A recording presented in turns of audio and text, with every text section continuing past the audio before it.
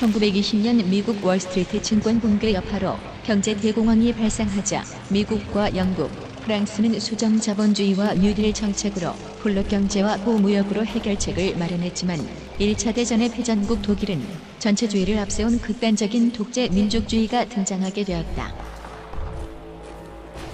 Adolf Hitler entwickelte Kontroversen in menschlichen moralischen Begriffen, entwickelte aber außergewöhnliche und kreative Waffen jenseits des Gewöhnlichen.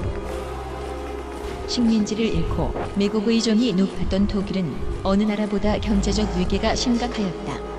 이때 등장한 히틀러는 나치당을 결성해 국민적 지지를 얻은 바이마르 공화국을 무너뜨리고 독재 체제를 키웠으며 1차 대전 때의 베르사유 조약을 무시하고 빼앗긴 식민지를 되찾기 위해 다시 군대를 키워나갔다.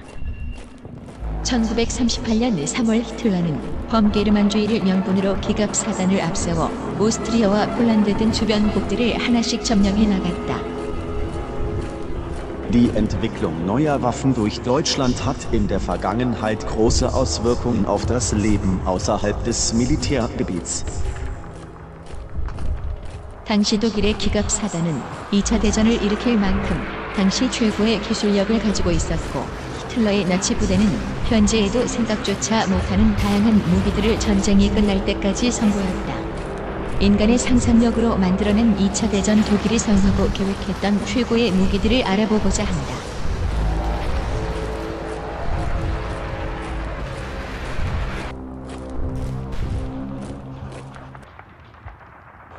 Vergeltungswaffe ballistische Rakete.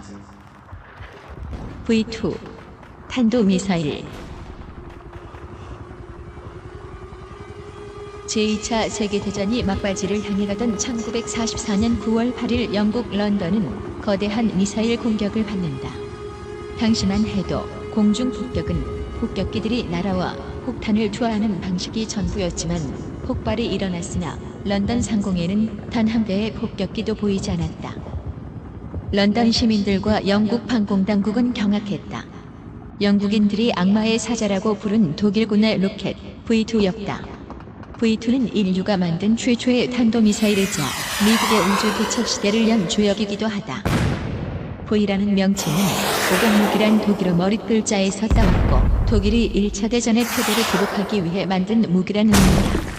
길이 14m, 무게 13톤, 최대 속도가 음속의 4배 가까운 시속 5,760km에 달했고 탄두에 1톤 가까운 폭탄을 실을 수 있었다. V2는 에탄올과 물의 혼합 연료와 액체 산소로 추진되는 1단 로켓이다. 이 액체 연료 로켓의 개념은 미국의 물리학자 로버트 고다드가 1926년 처음 개발했지만 미 국방부는 실용화를 외면했고 독일 나치는 이 개발에 흥미를 가졌다. 독일에서 로켓 개발을 주도한 인물은 베르너 폰 브라운으로 그는 V1과 V2를 개발해냈다. 독일 육군 병기국에서 근무하던 폰 브라운은 히틀러의 전폭적인 지원으로 1932년 독일 북부 발트해 연안의 작은 섬 피네문드에 독자적인 로켓 연구소를 세웠다. 그해 6월 시험 발사로 음속을 돌파, 곧바로 생산에 들어갔다. 벨기에와 런던을 목표로 1358발이 집중 발사됐다. 그러나 유도 장치가 정밀하지 못해 보이지 않는 곳에 발사되었으나 요각이 불가능한 속도로 날아오는 V2는 영국과 연합군에는 공포의 대상이었다.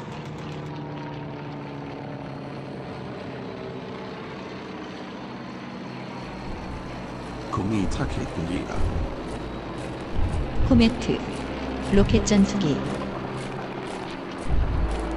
최초의 로켓 전투기 코메트는 알렉산더 리피쉬 박사에 의해서 설계된 독일의 메서슈미트사의 로켓 전투기로 코메트는 혜성이라는 뜻으로 단발 단좌 로켓 추진 요격기로 전장 5.70m, 전폭 9.33m, 엔진은 8터 HWK 액체 연료 로켓이다. 이 부대의 엠블럼은 뮤니하우젠 남작으로 페퍼를 타고 날아다닌 이야기가 있는 남작이라는 것이 모티프다. 1919년 체결된 베르사유 조약에 의해 독일은 전투기와 폭격기 개발 보유가 금지됐지만 당시 이론 정립조차 되지 않은 로켓과 액체 로켓 분야는 제약이 없었기에 훗날 베르사유 조약이 무력화되고 독일 공군이 창설되면서 액체 연료 탑재 가능성으로 코메트 개발이 가능했다.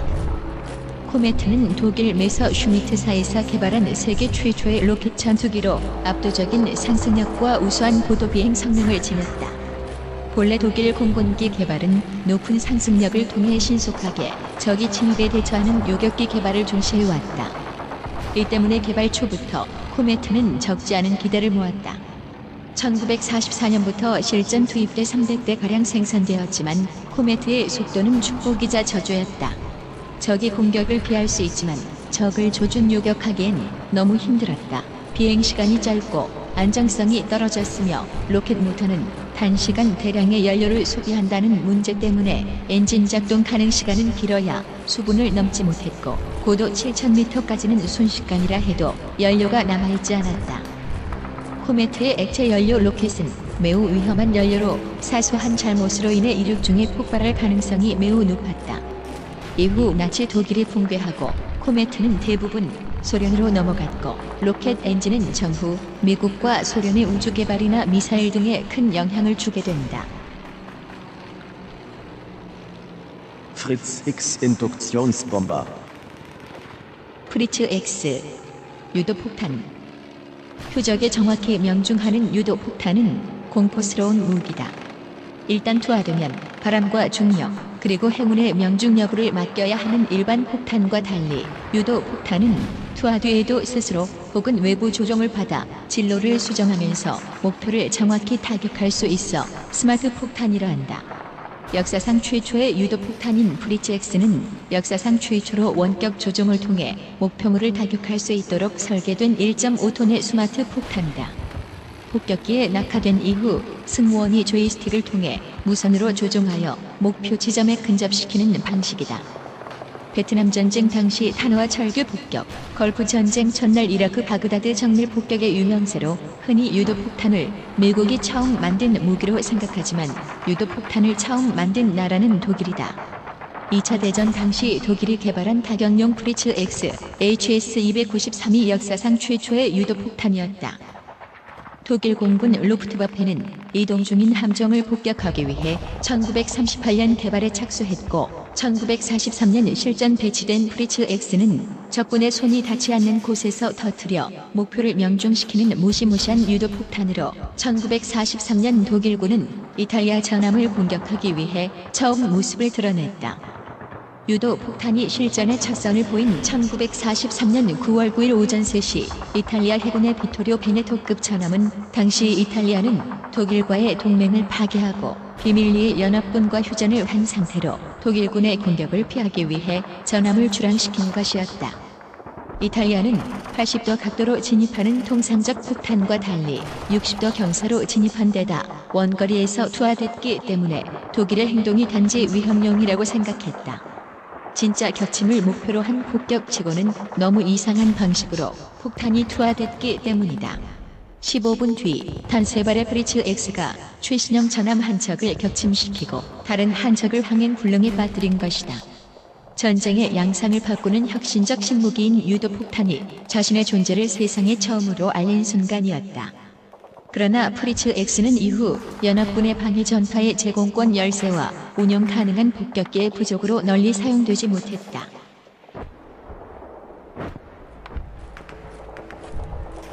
Hortenhaus des Bomber. 호로텐호 스텔스 폭격기. 최초의 스텔스 폭격기인 호로텐 폭격기는 세계 최초로 스텔스 개념이 적용된 나치의 폭격기로 글라이더의 조예가 깊던 호루덴 형제가 개발한 전익기로 600마일의 속도로 5만 피트를 비행할 수 있게 설계했다. 이미 이 시대부터 스텔스 항공기의 아이디어를 구상해낸 히틀러는 프로토타입으로 제작돼 최초 제트 엔진으로 비행하는 폭격기였고 시속 1000km에 1톤의 폭탄을 실을 수 있었으며 마하 1의 빠른 속도로 연합국의 전투기보다 더 높은 고도로 날 수 있도록 제작되었다. 호로텐 스텔스의 동체와 날개 겉면에는 레이더 전파 흡수를 위해 수제에서 추출한 탄소 분말 합성 물질로 코팅이 되어 있었다. 호로텐호는 나치 제3제국 공군 원수인 그링에 의해 구상된 계획으로 1943년 정부로부터 자금을 지원받아 독일 공군 프로젝트로 출발하게 되었다. 호로텐 스텔스의 내부 엔진은 예정된 BMW사의 003 엔진이 예정이었으나 공급 부족으로 인해 BMW사보다 직경이 크고 중량이 무거운 융커스사의 엔진으로 기체 하중에 문제를 주게 되었지만 간신히 1944년 12월에 완성하게 된다. 1944년 첫 비행을 시작했지만 시저기만 제작된 형태로 전쟁이 끝나게 되었다. 전후 호로텐 스텔스기의 시제품이 미국에 입수되어 전입기 형태의 스텔스 폭격기인 B-2 개발에 큰 영향을 준다. 1945년 당시 레이더 기술은 허상이 많았고 거리도 오늘날에 비해 매우 짧았기 때문에 독일의 패망이 없었다면 당대의 이름을 올릴 만한 전투 전폭기가 되었을 것이라 생각한다.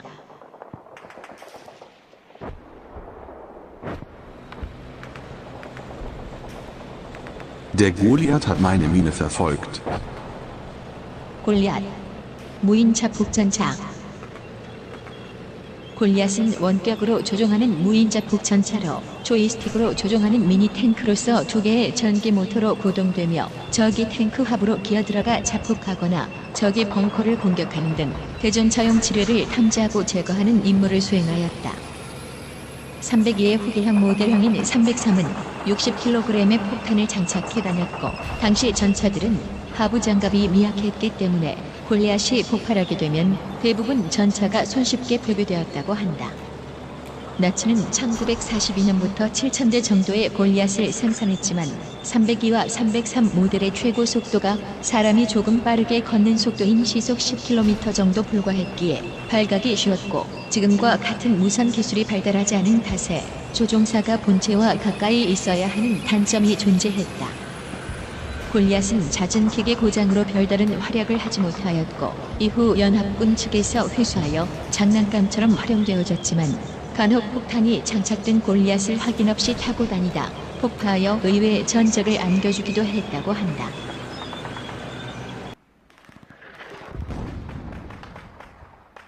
Stabeba Gustav Zugschalen. 구스타프 열차포. 슈베어 구스타프는 독일어로 무거운 구스타프란 뜻이지만 도라 구스타프 열차포란 명칭으로도 유명하다. 제작 목적은 프랑스의 마지노선을 공략할 목적으로 건조했다가 소련전 세바스토폴 공방전에 실전 투입한 열차포 무기이다. 구경 800mm 포탄을 최대 47km까지 발사할 수 있고 31.5인치 800구경 기차 레일을 타고 원하는 장소로 이동할 수 있었다. 이 캐논의 포탄의 무게는 약 4,800kg으로 운반을 하기 위해선 대포를 분해해 조각을 나눠 운반 후 재조립을 해야 했다. 4,000여 명이 필요했던 캐논은 지식과 인력들을 소모해야만 했다. 이 거품만 운용할 목적으로 특수 제작된 철도 차량에 의해 50여 미터 35m 길이의 포신을 장비했다. 버섯 구름까지 피어올랐던 포탄 때문에 특수 귀마개가 보급되었지만 포성이 엄청났기 때문에 한 발 쏠 때마다 고막이 터져나갔다고 한다.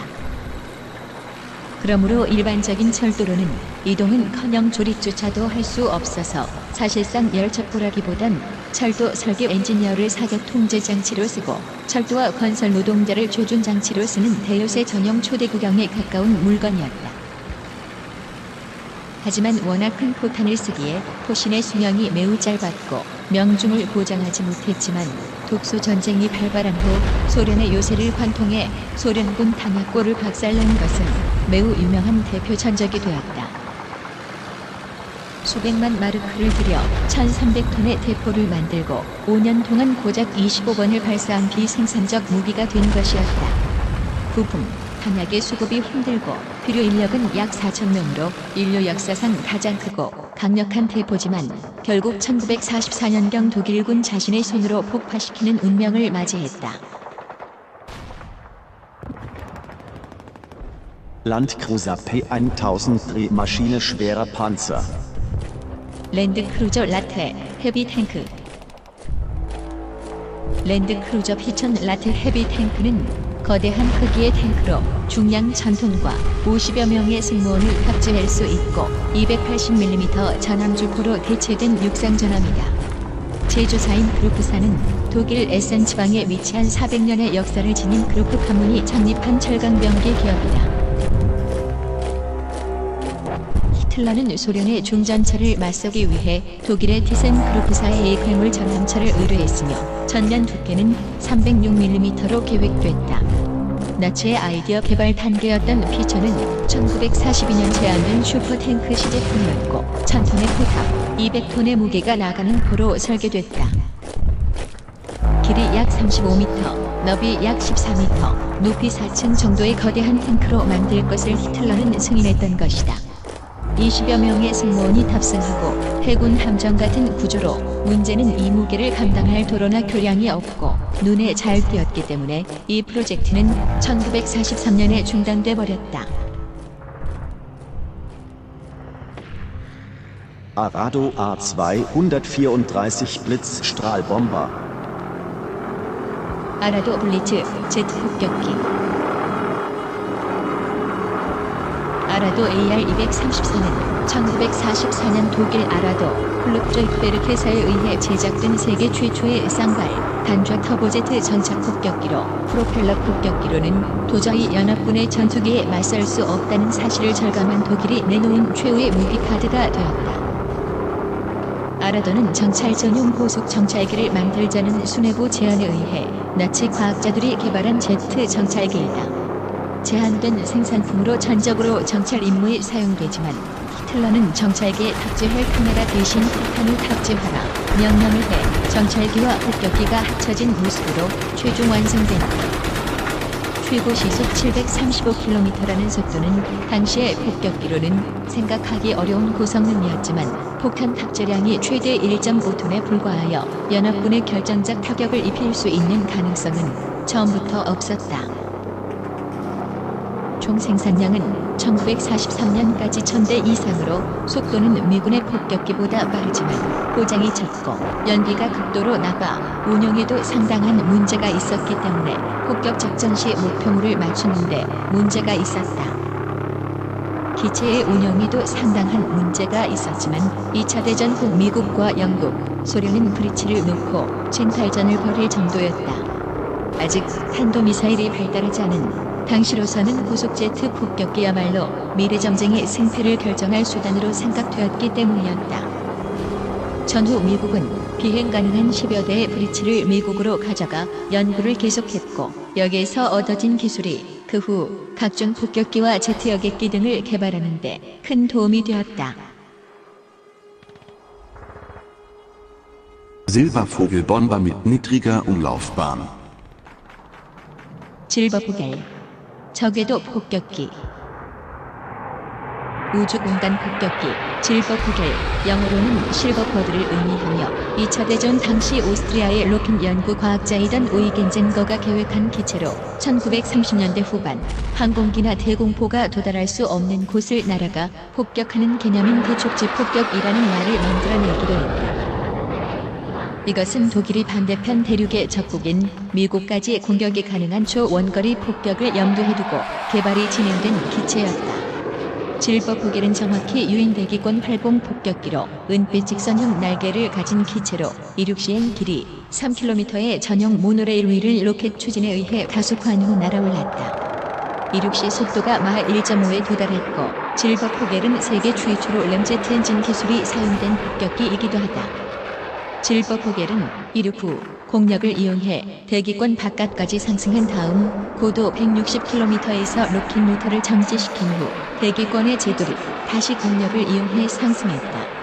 이른바 돌멩이가 수면 위를 튕기듯이 비행하는 것처럼 대기 속을 연속적으로 점프하면서 지구의 반대 지역인 미국까지 비행한 뒤 핵무기나 생화학 무기를 투하하는 것을 목적으로 개발하려 하였다.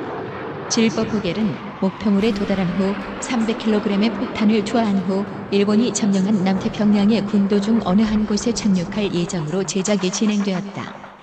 그러나 실버포겔의 개발 계획은 독일 패전으로 계획에만 그쳤고 모형기회에 실제 제작되지는 못했다. 모든 자료가 폐기돼 정확한 재원이 남아있지 않았지만 미국에서 주목을 받아 이후 유인 우주 비행선의 형태로 이끌어낼 수 있었다.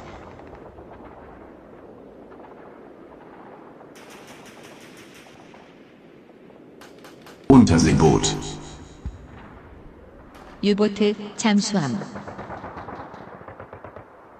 U-보트는 1, 2차 세계대전 당시 독일 해군이 운용한 잠수함으로 뉴욕을 강타할 수 있는 수중 미사일이란 말로 유명해졌으며 바다 밑에 보트란 뜻이다. 19세기 중반에 독일 제국 해군이 개발하였다. 운터제 보트의 약어로 영어로는 원더시보트가 된다. 물속에 있는 배의 뜻으로 영어권에서는 독일 해군의 잠수함을 총칭해 대부분의 사람들은 유보트라는 말만 들어도 1, 2차 세계대전 당시 운용된 독일 잠수함을 떠올린다. 독일은 1919년 베르사유 조약으로 잠수함 건조가 금지되었으나 나치 제군비에 따라서 건조를 재개하였다. 두 번의 세계대전을 통해서 1158척을 건조하여 연합군 5150척을 격침시켰다. 1, 2차 세계대전을 통틀어 엄청난 양의 연합군 함선들을 격침시켜 한때는 영국을 아사 직전까지 몰아갔던 유보트 함대를 두고 처칠은 전쟁 중 내가 유일하게 두려워한 존재는 유보트였다. 우리들의 생명선인 바다를 위협했기 때문이다.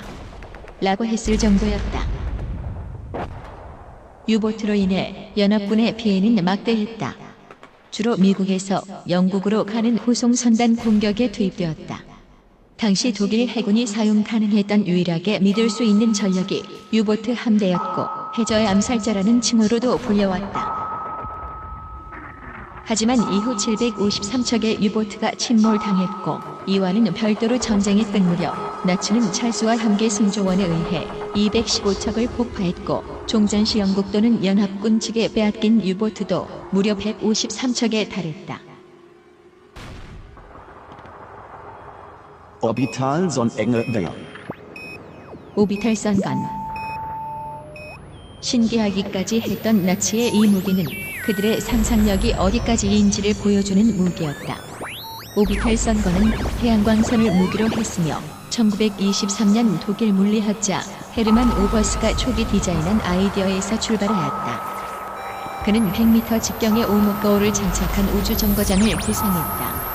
초기 구상은 더욱 개선되어 유리렌즈 대신 금속성 나트륨으로 만들어진 9평방킬로미터의 반사판을 사용하는 것으로 바뀌었다. 이 무기로 태양광을 지상으로 내리쬐어 바다를 끓게 하고 도시를 태운다는 계획이었다. 태양총이나 헬리오빔은 2차 세계대전 당시 나치 독일이 연구한 이론으로만 존재하던 무기로 남고 말았다. Vergeltungswaffe 3 Hochdruckpumpe. V3 대전용 슈퍼로켓포.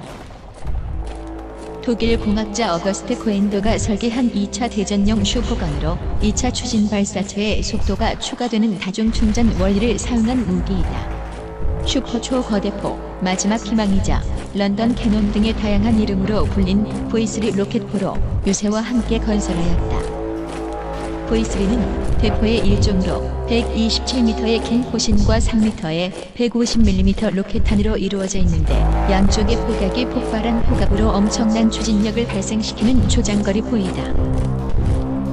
V3 캐논은 다약실 연쇄 폭발을 이용한 초장거리 포인데 로켓탄이 날아가면서 차례로 약실 내부의 포각을 폭파시켜 점점 증가되는 추진력으로 매우 멀리 날아간다. 이론상으로는 300km의 북부 프랑스에서 영국의 도버 해협을 폭격할 수 있었으며 기록에 의하면 최대 사거리는 165km였지만 무게 140kg 로켓탄을 멀리 날려보내면서도 시간당 300발이나 발사하는 V3 캐논은 혁신적이며 공포의 무기였다. 시험용 포에서 성능이 입증되자 큰 관심을 보인 히틀러는 북부 프랑스의 50대의 V3 캐논을 만들어 무시무시한 포격으로 런던을 박살내려고 했다. V3 캐논의 크기가 컸던 만큼 유세도 상당히 컸으며 6m 콘크리트와 100m의 깊이로 안전이 보호되었다. 1944년 7월 연합군은 반지 월리스가 제작한 무시무시한 지진 폭탄 톨보이를 사용하여 6m 정도 두께의 콘크리트를 순수한 파괴력으로 전부 날려버렸다. 하지만 그 사실을 모른 연합군은 기지가 아직 건재하다고 생각하여 더 많은 폭격을 지시했다. Flieger Faust. 플리거 파우스트. 제2차 세계대전 말기인 1944년 나치군은 연합군에게 제공권을 점점 잃어가면서 공군 연합군에게 새로운 전투기를 설계할 자원이 부족했으며 사람과 비행장도 부족했다. 결국 나치 독일은 보병 한 명이 휴대하여 발사할 수 있는 대공화기로 개발되어진 것이 플리거파우스트이다. 플리거파우스트는 1944년 라이프치히의 헌트무스터에서 설계되고 개발된 무유도 로켓이다. 당시는 근접 신관이 비쌌기 때문에 제식으로 대량 생산을 하기에 무리였으며 여러 개의 로켓을 묶어 쏘는데 느린 폭격기를 맞추기도 힘들었으며 사거리도 500m가 되지 않을 정도로 짧았다. 결정적으로 1944년 독일의 생산, 보급 라인이 대부분 파괴된 시기였다. 로켓탄은 400만 개 생산되었고 발사기는 1만 개가 생산되었지만 제대로 전장에 도착한 것은 겨우 80개 정도만이 사르브리켄 전투에 동원되었던 무기이다.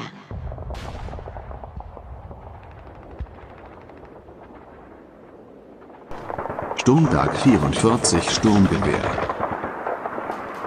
슈트름게베르 44 돌격 소총 STG-44 슈트름게베르 44는 폭풍 소총이란 뜻으로 2차 대전 당시 나치 독일에서 개발된 돌격 소총으로 많은 역사가들은 이 무기를 현대의 돌격 소총의 표본으로 평가한 무기였다.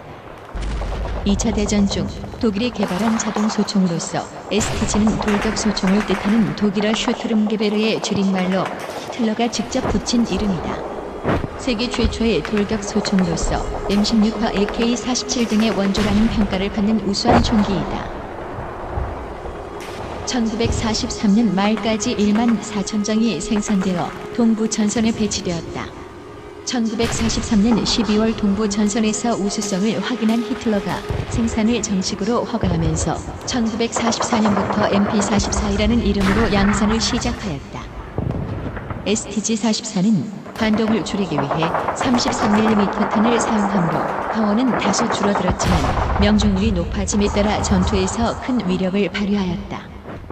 STG-44는 가스 작동식으로 발사 속도는 분당 500발이며 미군의 브라우닝 자동 소총보다 많은 30발 탄창을 사용하였기 때문에 기관총을 제외하고 2차 대전에서 사용된 독일의 총기류 가운데 가장 우수하다는 평가를 받았다. STG-44는 나치가 2차 대전에 패한 뒤 일부가 구동독군에 배치되었고 프랑스, 체코슬로바키아 등에서도 군용 소총으로 사용되었다. 그 후 구소련이 AK-47을 개발하는 데 많은 영향을 주었다.